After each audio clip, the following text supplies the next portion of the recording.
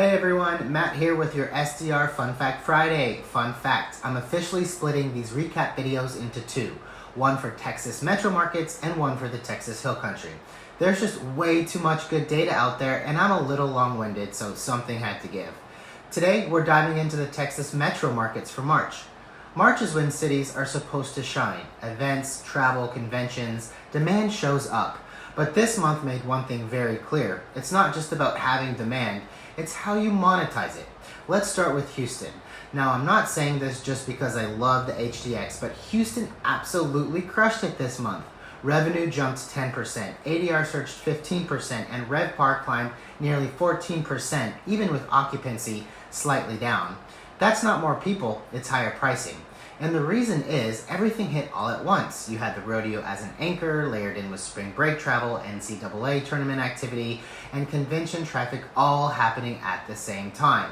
And at the end of the day, you can't just create more Saturdays in March.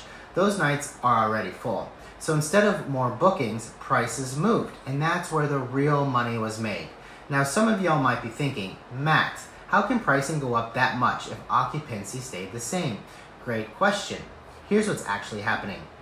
It's the same nights getting booked, mainly those high demand weekends. And because you can't sell the same unit twice on the same Saturday, the only thing left to do is move pricing.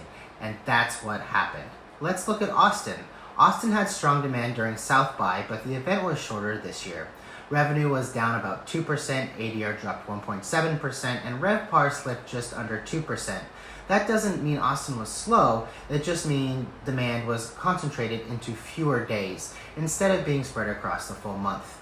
Dallas stayed Dallas, steady, predictable, flat occupancy, flat revenue, flat land, just kidding, with a small bump in rates. And San Antonio quietly had a solid month, occupancy up 4%, revenue up 6.5%, and RevPAR more than 7%, with right demand at the right time. So here's the big takeaway. It's not about having events. Every city has them. It's about how you convert demand into pricing power. As we move into spring, the opportunity is not just to stay booked, but it is to price correctly and capture the demand that's already there. Thank you so much for watching. Stay tuned next week for the March Hill Country numbers, and happy hosting.